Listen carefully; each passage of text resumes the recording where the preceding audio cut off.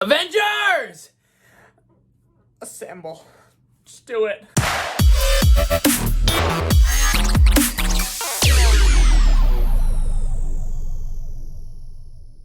What's going on, guys? My name is Trevor. Welcome back to my channel. This past weekend, Black Widow hit theaters, bringing the MCU back to the big screen, and we now have 24 Marvel Cinematic Universe movies. So today, we're going to rank all 24 of those movies, place them on their proper tiers. Join me down below in the comment section. How does your guys' ranking compare, and what did you think of Black Widow? Saw it twice over the weekend, got some thoughts to talk about in this video. With that said, let's get into our tiers. Starting off with the tiers, we have amazing, then we have great, then we have good, then we have okay, then we have meh. Then we have bad. So how it's going to work is my top 5 will go in the amazing tier. Everything else will kind of fall where it falls. These movies are in no particular order. Starting things off with Guardians of the Galaxy, and going right in the amazing tier. I am a big lover of this movie and a big supporter of this movie, and it's really before its time because I didn't really see this until years after it came out. It's one I wish I got to see in theaters. I wasn't really into the MCU at the time this came out. When I watched it at home for the first time, I long for the feeling of seeing this on the big screen, from the dance battle to save the universe to the prison scene at towards the beginning, when we get to see the Guardians of the Galaxy finally team up for the first time. These characters are so likable. Drax has this really subtle humor from Dave Bautista, done so well, and Star-Lord's one of my favorite MCU characters of all time. Therefore, Guardians of the Galaxy is an amazing tier. Starting off pretty dang good. Now moving down a couple tiers, starting out with Spider-Man Far From Home. That's going to go in the meh tier. I've never been a big Far From Home guy. Ever since I saw it in theaters, I was never really wowed by it. And when I go back and rewatch it, I really realized why I wasn't wowed by it. The big problem for me here is that Peter Parker wasn't trusted by Tony Stark basically after he died with this huge secret weapon of like the glasses from Edith. And he just willingly gives them away because she goes, yeah, I just want to be a teenager, peace out. I can kind of understand that he's a kid making a dumb decision, but for someone who like idolizes Tony Stark the way Peter does, for him to do that never sat well with me. I know it's a common complaint, but that really took away from the movie as a whole. The post-credit scene is absolutely amazing when Mysterio goes and reveals Peter Parker's true identity as being Spider-Man. Jake Gyllenhaal is great as Mysterio. I just never loved this one as much as everyone else, and I really wish I did, but it's on the meh tier. I apologize for it. Then we have the first Iron Man going in the great tier. Probably my number 6 favorite MCU movie of all time. What a way to start off the Marvel Cinematic Universe the way we know it now. Robert Downey Jr., who knew this guy could really act anymore? Where he was at in his career when they casted him wasn't a really popular decision, but man, oh man, was it the ultimate payoff, especially later on throughout the films. But as the movies progressed and we saw the later films with RDJ, going back and watching this now, this kind of simple story of a really rich guy who gets humbled down and uses his actual knowledge to go and do something better for the world. That's what's really crazy about it. Is this a smaller stakes film about this guy who has an internal battle with himself, really gets sent down to ground zero and has to climb his way back up. That's what this movie's about. The humor is there with RDJ's witty thing, plays no gang signs. And also, it's really action-packed, and the action is done so well. The CGI still holds up, has a fantastic villain, and what a way to introduce Iron Man to the MCU. What a way to start it off. I mean, where we are now, looking back, this movie is historically changed the game forever. Then we have Iron Man 3. I'm going to put Iron Man 3 in the good tier. I'm a big defender of this movie. I think Iron Man 2 isn't that great. We're going to see where that goes here in just a little bit. But Iron Man 3 did a lot of things right and also did a couple things wrong. But for me, enough. I thought it was a good movie, and I really enjoy rewatching it when I do rewatch it. I love seeing this in the theater. I saw it 2 times in the theater when it came out. I always like the Mandarin twist. That's why I'm higher for this movie than most people. I know most people will probably put this in the meh or even bad tier, but the Mandarin twist always made me laugh. My name is Trevor Salisbury. So I always enjoyed it. So that's why the movie always felt a little bit like it should be in a good tier. I felt like it was a good movie. That action scene at the end with all the Iron Man suits, that is just awesome. But Shane Black does some things here. I don't really know really why they got kind of put in the movie, but Tony Stark getting the surgery looking like he's going to retire as Iron Man, at least how I took it. Gets the surgery with the heart reactor out, and it looks like he's going to be gone forever, and he's not. It seems like a really weird payoff, and they kind of address it later in Infinity War, but it just kind of felt weird at the time. Iron Man 3, it's a good movie. I really do enjoy it. Then we have Thor Ragnarok going right in there, the great tier. Easily the funniest movie inside the MCU, mostly because of Chris Hemsworth. That man is absolutely hilarious. But the relationship between Bruce Banner and Thor is what carries this movie along greatly. You get introduced characters like Korg and Valkyrie. And overall, Taika Waititi has his pizzazz and his magic in there. This movie's funny. I get mad at myself for how much I laugh when watching it. The action's great. Hela's one of the best MCU villains. I mean, come on. Come on. Then we have Spider-Man Homecoming. Get mad at me all you want, folks. It's going in the amazing tier in my top 5. I absolutely love this movie. I actually adore this movie. This movie is everything and more I want from a Spider-Man film. This has one of the best MCU villains, actually the second best MCU villain with Vulture. That's what makes these movies really good, a very compelling villain, and that's exactly what this has. These two movies in this tier, in this category, both have really good villains, but with this film here, I always wanted to see Spider-Man in the MCU. Obviously, he gets brought back in Civil War. Then he gets his own standalone movie here. Just this kid trying to do good, trying just to keep the streets a little bit safe when Tony Stark's not really there, allowing him to be the adult that he wants to be. Let's tell him, you gotta be a kid. It's a really great coming-of-age movie. It really hits on all the high school drama, high school relationship notes really well. And one of the best plot twists in cinematic history. I'll just go out there and say it. When Vulture opens that door, come on, it's crazy. Then we have Captain America, the First Avenger. Gonna put this in the okay tier. I'm not gonna stick on this one too long. I haven't rewatched this in theaters. I saw it one time when it first came out. Definitely need to go back and revisit it. I know lots of people love it. I remember kind of liking it when I saw it in theaters. Definitely have to go back and give this one a rewatch before I can place it any higher. Then we have The Incredible Hulk. I didn't really want to put a movie in a bad tier, but The Incredible Hulk is going to go in the bad tier. Just comparing Far From Home to The Incredible Hulk isn't really fair to Far From Home, but The Incredible Hulk just didn't really know what it wanted to be yet. Edward Norton as Bruce Banner and the Hulk never really sat that well. This movie's a little bit darker. We don't really get to see exactly where it's going to go. But now with Shang-Chi coming out here in just about a month or two, we now get Abomination back. I'm excited for it. Maybe one day we'll get Edward Norton back in the MCU. I doubt it. I don't really want that, but maybe. Just maybe. Just maybe. Then we have the first Thor. Gonna go in the okay tier as well. I have lots of fun with this one because Chris Hemsworth was really a nobody going into this film. I think he was only in Star Trek before that we really saw him in a big movie.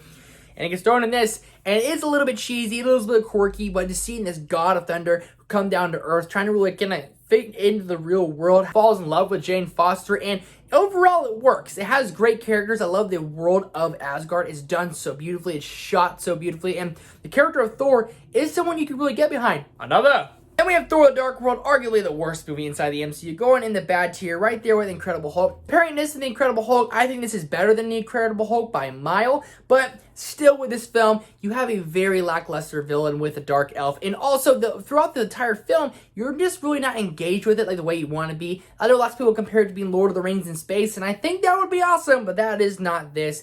Everything that worked well in the first one for me just didn't really translate to this one, and then seeing Ragnarok just made us hate the Dark World that much more, because Ragnarok is just, it's great. I love it. Then we have Ant-Man. Ant-Man's going in the good tier. A very smaller stakes film. A very good heist film as well. It's very different from everything else in the MCU. Paul Rudd was born to play Scott Lang. This is a silly character who you can easily get behind. And Michael Pena always steals the show with his fast little rants throughout the film.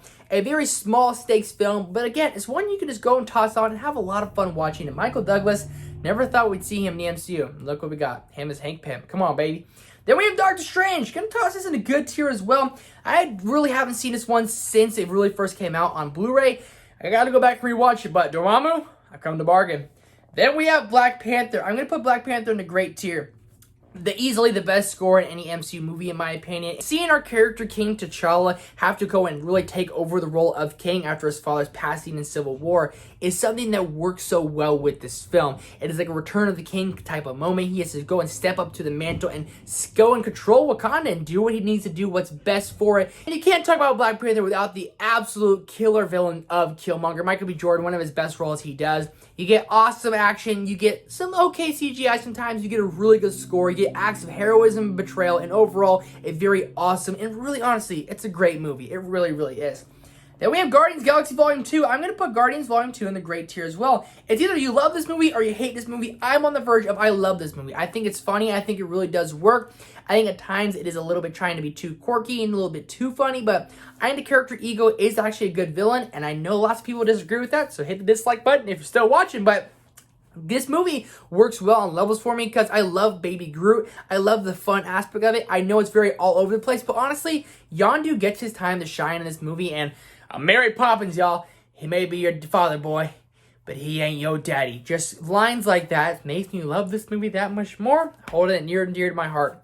Then, the reason we're doing this tier list, we have Black Widow. I'm going to put Black Widow right there on the good tier. And I have a spoiler review. If I remember, I'll link it up top right here. Right, my buddy Chris and I really dive deep into this film.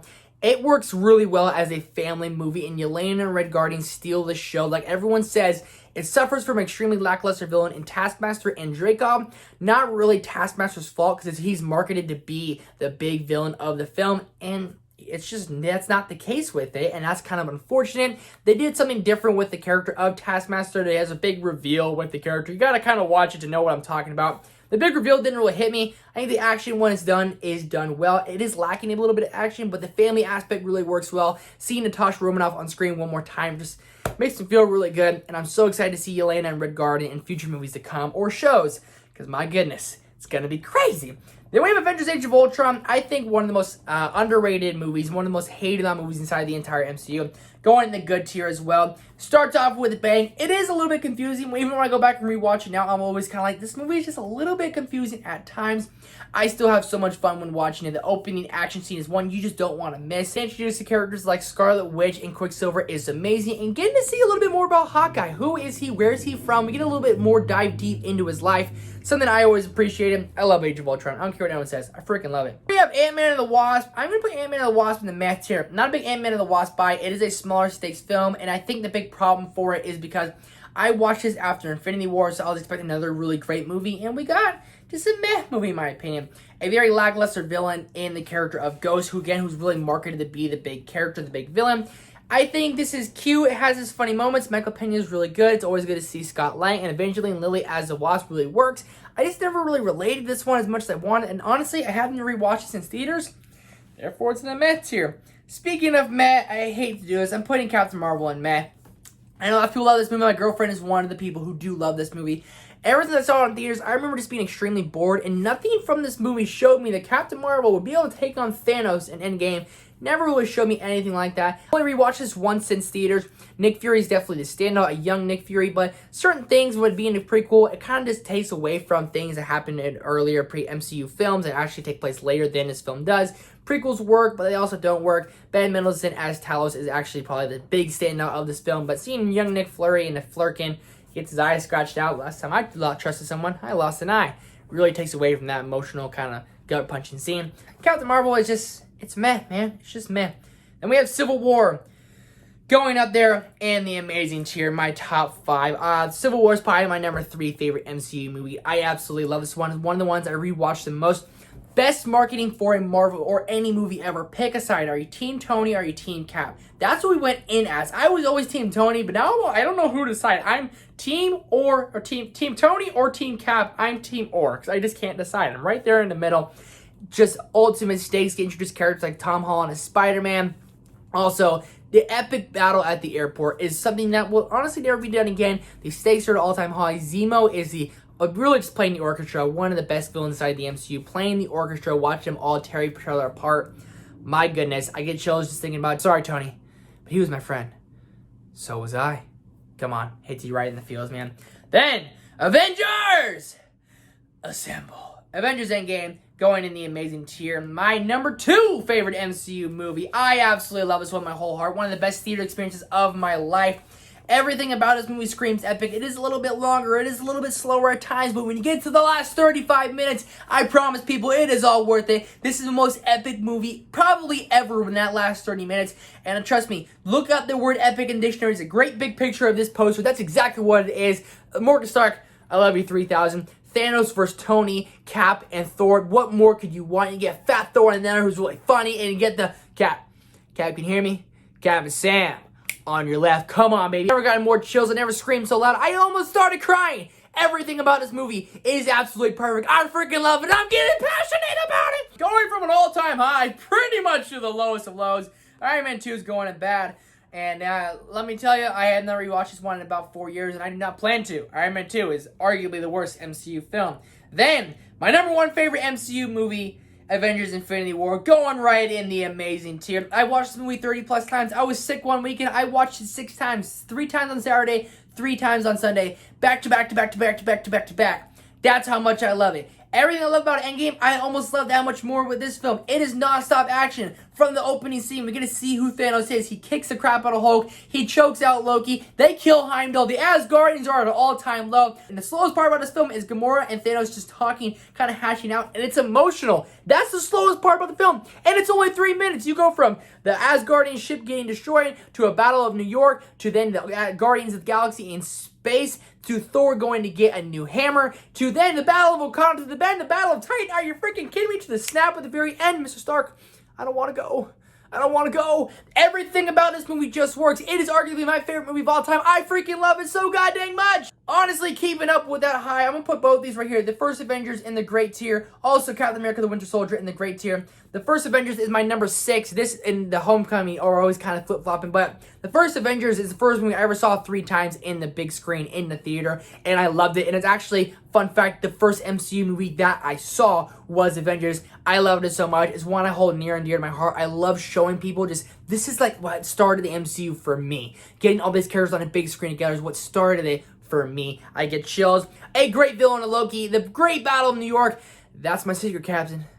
I'm always angry. And he goes, ah, dude, so dang good. And last but certainly not least, we got Captain America the Winter Soldier. Winter Soldier not even in the movie for the first 40 minutes, but when he comes in, Bucky brings the force. He brings it all, and it's emotional. Captain America says at the end, I'm with you till the end of the line, really is resonating with Bucky. The action this is done second to none. It's a really, not smaller stakes, but definitely smaller scale, a spy espionage film. It works so well. It feels like a James Bond or Mission Impossible movie when you're watching it. Steve Rogers as Captain America is the absolute best. You get Natasha Romanoff in there. A lot of funny banter, a really just compelling story, and Bucky Barnes, the Winter Soldier, is epic, and this leads right into Civil War oh so well, and I absolutely love the Winter Soldier.